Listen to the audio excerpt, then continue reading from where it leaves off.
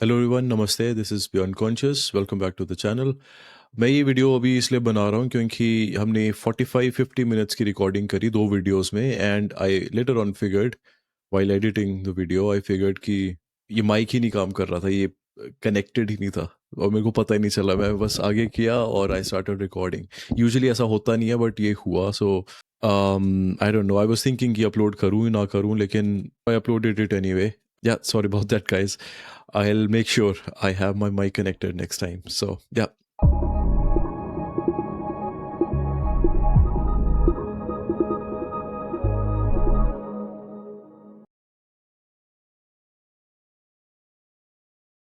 Hi everyone, Namaste. This is Beyond Conscious. Welcome back to the channel.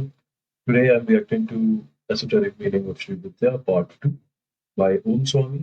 So I watched the first part and realized that there's so many intricacies, so many details in the rituals and the processes, and there's so many devis, and there's this the devi, the main devi, and it's not just about awakening the divine feminine, realizing the power of the divine feminine. It's also about understanding the existing itself, because this consciousness, right? That's there. That's the essence of everything, but it's the energy that actually is responsible for everything that's happening in the world. तो हमारे आसपास और हमारे life में जो चीजें हो रही हैं, जो भी प्रोसेसेस चल रहे हैं, that's because of energy, that's because of Shakti. तो ये बहुत ही इंटरेस्टिंग कॉन्सेप्ट है. Today we have the second part, so let's check it out. If you haven't subscribed yet, please do. This channel we explore everything related to Sanat and everything related to spirituality, metaphysics, and things that are beyond science, beyond our understanding. So if you are into all that, you will definitely like what we do here. So yeah, let's start the video now.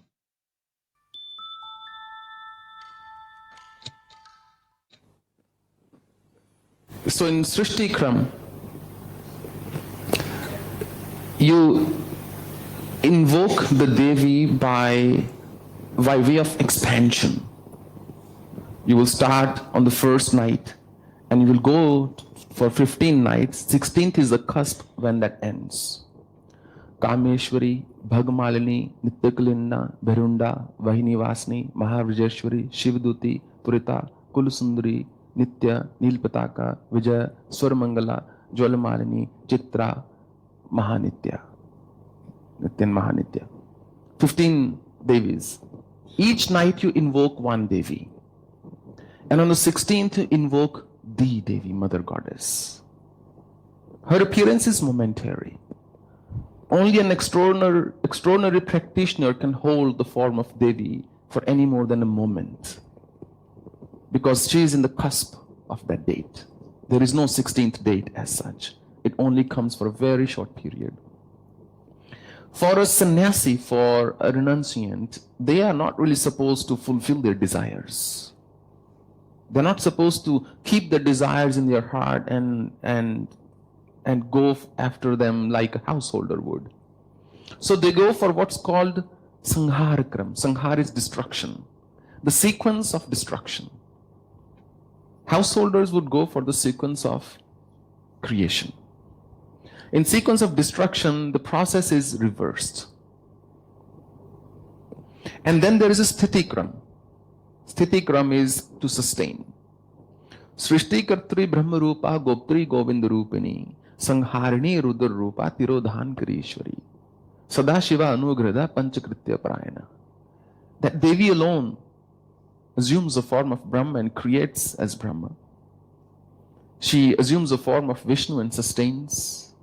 She assumes the form of Shiva and destroys. She takes on the form of Ishwar and just gets everything in order, that cleansing, complete Tirodhan, annihilation. And then she alone bestows grace to bring everything back to life. These are simply 5 different aspects of Mother Goddess. So Shri Yantra worship is done where, other than these 15 Devis, roughly 153 different energies are invoked. And how many are invoked exactly depends on the lineage you belong to. It all depends on the lineage, who's initiated you, what rules they have given you. Generally speaking, it is a lot more productive and effective if you don't get caught up in rituals.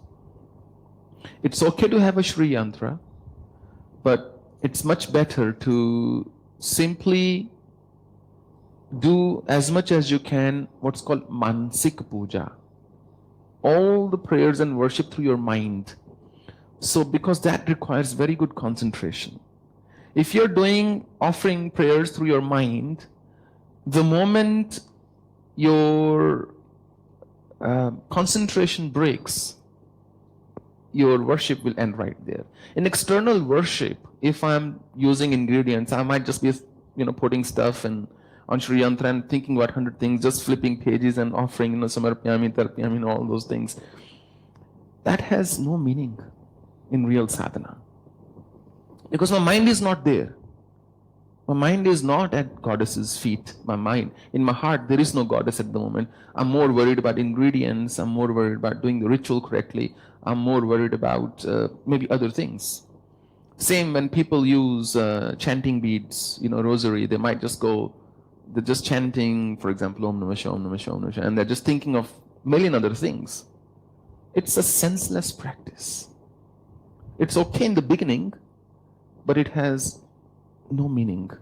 It is not going to help you evolve spiritually, and that is why if you look at so many people who well into the twilight of their life, they remain impure, they remain angry, they get mad at people, they have all the desires that a young one would have, they are afflicted by jealousy, by lust, by everything. There is one comment here that I want to make. So people who chant mantras, right, and they don't necessarily think about the god or being in the churn of the god or deity.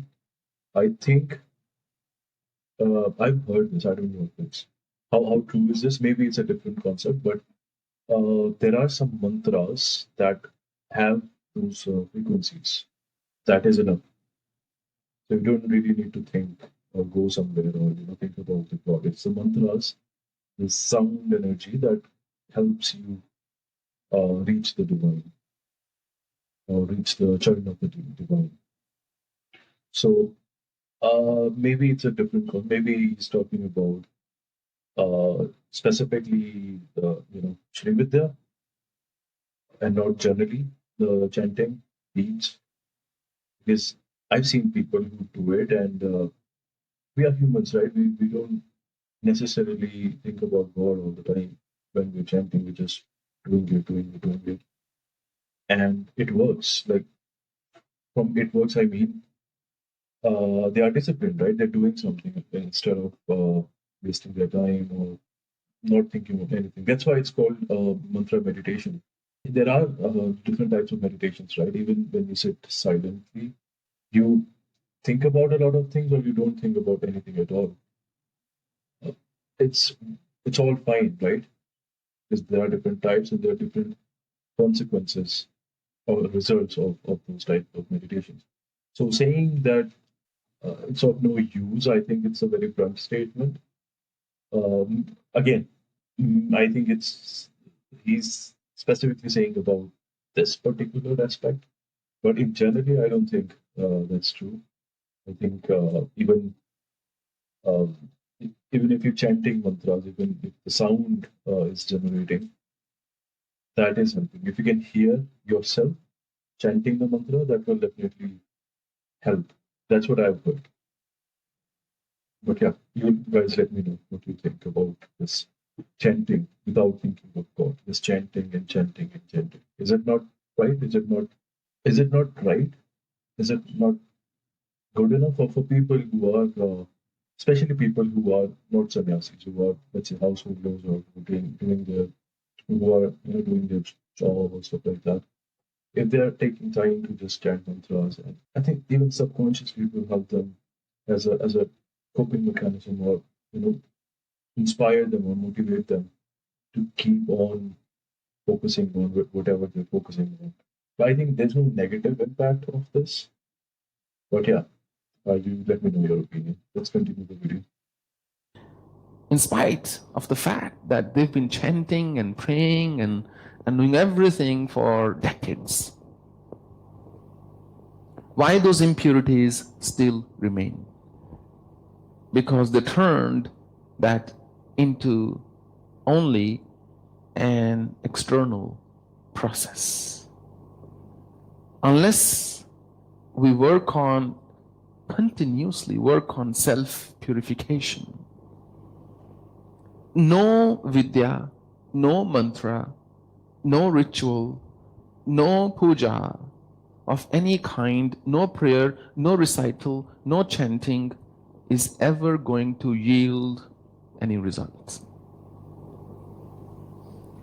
Everything's going to be very temporary. You might come here, feel good for a few days or a week or two, you go back. The moment you're out on the main road, and old tendencies will come and start grabbing you again. By the time you go back to the world, the challenges are against you. You're up against all those challenges again. So I am not against rituals at all. But you can't just make them your everything. Somewhere along the line, you have to rise above rituals. And second, on the path of mantra sadhana and Shri Vidya in particular, sometimes somebody will get started 6 months later or 1 year later or 2 years later, they'll ask me, what is the next step? But you haven't championed the first step yet. Even if I give you the next step, you'll say, oh yeah, I already know this one, I've read it somewhere. It's going to be totally non-effective if there's a word like that. So mantra science is more like building a European car. You know, the difference between even a luxurious Japanese car versus a European car, let's say a BMW versus a Toyota. You see, when you drive a Japanese car, every new model will give you a new feeling. If we were to blindfold you, which you don't need to do that if you're driving on Indian roads, if we were to blindfold you and say, put your foot down, you won't be able to tell which car you're driving. But every European car, from my experience, gives you that feeling which is very unique to that brand. You can close your eyes and drive and you will say, oh, this is a BMW, this is a Mercedes, this is a Porsche, and this is so on, whatever. Why? Because they've taken something and they've been perfecting it for decades and decades and decades. And what you have now is something that you can't just replicate even if you have all the engineering resources in the world. What they make in BMWs only they make. What they make in Mercedes only they make. Other companies, even with a whole lot of wealth and talent, cannot replicate. They cannot say, oh, we'll just put together this engine. Similarly, on the path of Shri Vidya, it's not about doing more of it or doing something else. It's only and only about continuously perfecting to a degree where you just sharpen that one arrow and you have practiced and practiced and practiced and practiced and practiced, and you're just going to dislodge it or launch it once from your bow, and it's going to go right to the target. It's going to pierce the target because before that one arrow you have practiced 1,000,000 times. That is the core requirement of success on the path of mantras in Shri Vidya. That I am going to keep perfecting it. And Shri Vidya can be practiced, one of the rare tantric Mahavidyas that can also be practiced the Vedic way, which involves Shri Suktam. Shri Suktam is a prayer of Devi that has 16 verses. 16 Devis, 16 verses, 15 dates, 16th is a cusp. So you invoke 16 Devis with Shri Suktam. You call Devi, it's called Shodashopchara, 16 different offerings to Devi. Each one is done with one different verse. That pretty much is what Shri Vidya is. The one who masters Shri Vidya, he or she will truly become the Devi. Because remember, it's a tantric prayer, tantric method, which means eventually when you succeed, you are going to become what you have prayed to. You're going to become that Devi, that energy, or that Devata is going to come inside you and live in you forever. There are 5 types of tantras. One is called Vaishnav tantras. That's only about praying to Hari, Sri Hari, Bhagavan Vishnu, from a tantric perspective. Second is called Shaiv tantra, invoking Shiva from a tantric perspective, so Shiva comes and lives in you. Third is called Shakti tantra, invoking Devi. So Shri Vidya falls in the third category. And fourth is Saur tantra. Saur is solar, sun. If you can, for example, meditate on your Manipur chakra, your solar plexus, your intuition and your healing power is going to increase exponentially. One way to sharpen your intuition is to meditate on your Manipur chakra.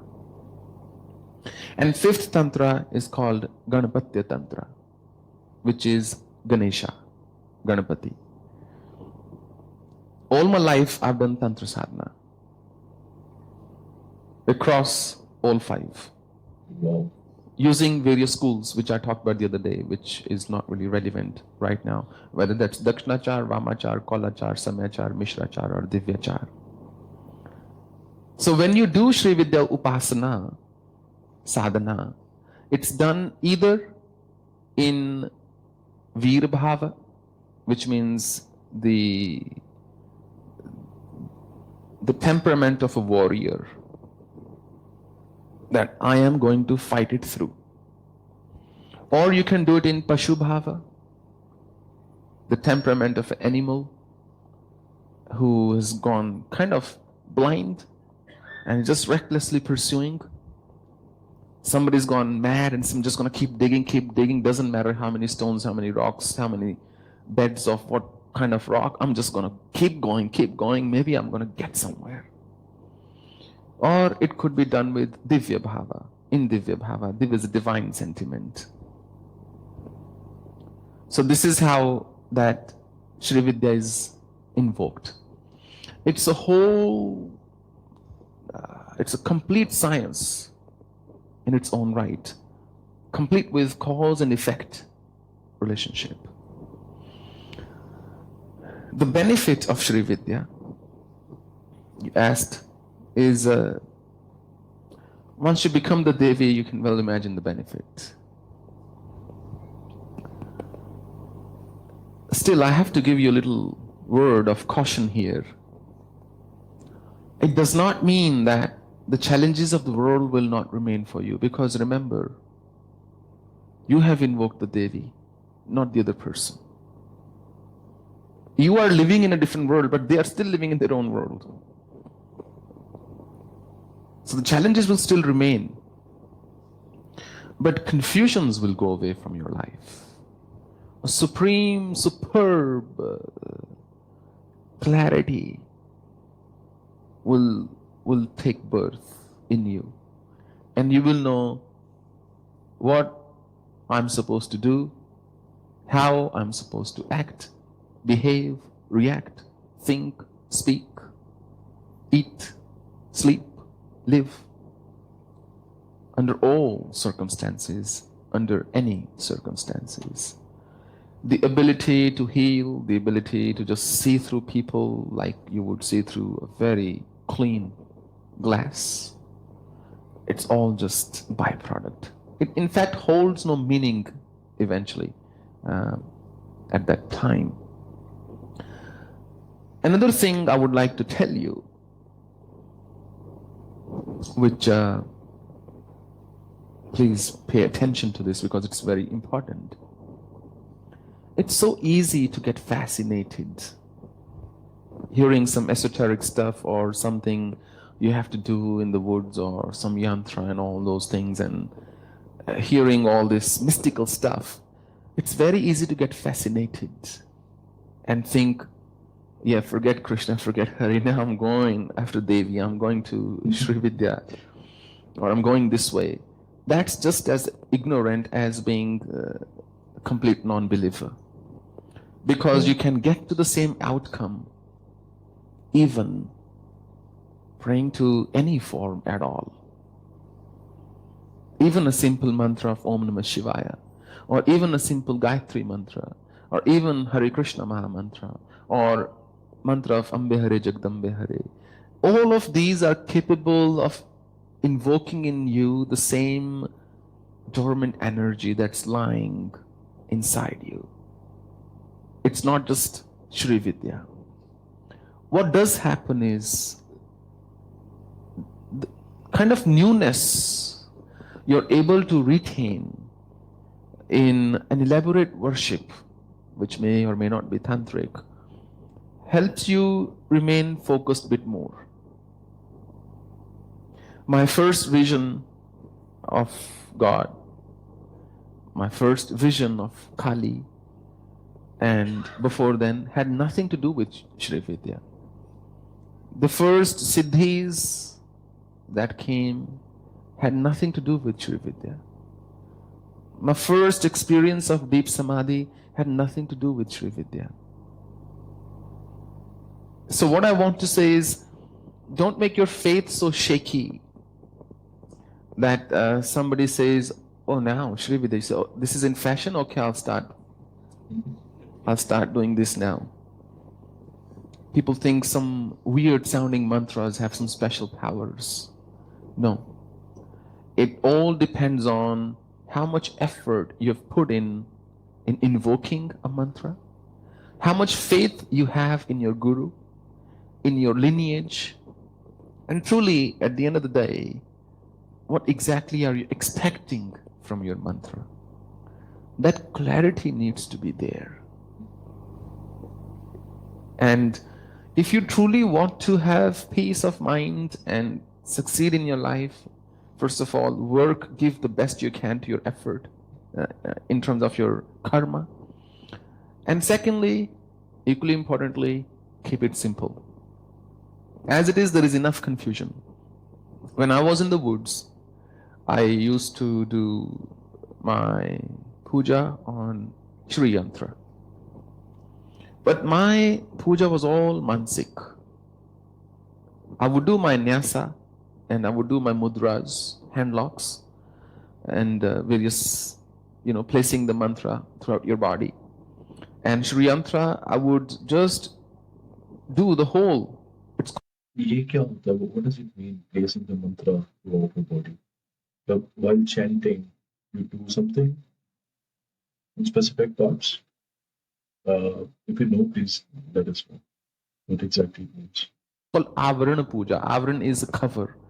So mantra has many levels, cover, and you have to go inside or go from inside to outside depending on how you are praying or worshipping. So I used to do full Avaran Puja, and that used to be a 45-minute process. But there were no ingredients. Even if I wanted, I couldn't have kept any ingredients because the rats would just destroy everything. So all I did was I just sat down and I went into intense meditation and did all my prayer after the initial puja, 45 minutes, in that mode. And that got me all the benefits ever stated in all the scriptures. You name it. So that's something to keep in mind, that don't give up your current practice just because you've heard something more fascinating. Stick to it, polish it, perfect it, champion it, master it. Wow, very interesting. Discover your own truth. And the second part was even better, to be honest. The first part was very detailed and lots of things were new for me. But here he explained it very clearly, very simply, so to say. मेरे को भी ऐसा हम बैठते हैं हम बातें करते हैं चीजों की राइट श्री यंत्र श्री विद्या और ये ऐसा होता है तंत्र मेडिटेशन से ये होता है तंत्र रिचुअल से ऐसा होता है तो फैसिनेटिंग लगती है लेकिन ये सेट कि अगर आप ऐसे ऐसे माइंडसेट से जा रहे हो कुछ करने कुछ पाने तो वो वैसा ही है जैसा एक तो उस चीज को करने में और इग्नोरेंस में कोई फर्क नहीं है wow man this was awesome काफी चीजें क्लियर हुई इसमें मेरे को और he talked about different types of meditations, different sects of tantras, right? Vaishnav tantra, Shaiva tantra, Shakta, then you have Saura, I think, Ganpati wala. It's interesting है और इनके बारे में तो मेरे को इस वीडियो में ज्यादा पता चला कि ये वुड्स में रहे हैं. And he talked about Europe, driving those luxury cars. तो यूरोप भी रहे हैं, I think. Or I would like to know more about Swami actually. So if you guys have more videos, please suggest. I do have a couple of more videos in the list already, but इनके बारे में अगर कोई video है कि इन्होंने कैसे शुरुआत की, how we got into all this, so please let us know. We'll definitely add those videos to our list. And yeah, this is amazing, man. This is good stuff. और मैं इसको पॉजिटिव वे में बोल रहा हूँ. I'm not saying कि I'm going to start Shri Vidya meditation and all that, but I mean I know this now. So मुझको और clarity मिलेगी तो I'll dig deeper and do something about it. So yeah, but here we explored things like this, and we are so grateful that we have people like you who are also into this and you're supporting us. So we really appreciate that. We invite our viewers as well. So if you are interested to talk about anything, please book your time. Reach out to us. We'll set up something. Yeah. So one thing I found really interesting is that he talked about polishing whatever you're doing. You just keep perfecting it. Keep on polishing that. चाहे आप वैष्णव वाला कर रहे हो, शैवा वाला कर रहे हो, कोई भी कर रहे हो, जो भी आप साधना कर रहे हो, जो भी आप मंत्र मेडिटेशन कर रहे हो, उसमें परफेक्शन लाओ and that will lead you to the same thing. उसमें आपको जो भी देवता जो भी डिटी की आप पूजा कर रहे हो वो आपके अंदर आएंगे. उनके जो बेनिफिट्स हैं मैं ये जिन्होंने समझाया कि it's not about benefit, you don't have to think about benefits, but वो आएंगे. उसका जो रिजल्ट मिलता है, उसके जो सिद्धियां मिलती है, वो उसका बाय प्रोडक्ट है. That's not the real thing. तो उसमें कहते हैं कि it's a distraction in a way. तो that's very very important to understand. ये तो उसी में हम खो जाते हैं. और आई हर्ड कि वो एक हर्डल भी बनती है मोक्ष के लिए, कि आप फंस जाते हो उसमें, आपको मोक्ष नहीं मिलता. Baki, you tell me your opinion. Please comment down below. And if you have any other suggestions, please let us know, and we'll be happy to check that out. For now, this is it. Thanks for watching. This is our sacred space. This is Beyond Conscious. Thanks for tuning in again. Take care, guys. Bye.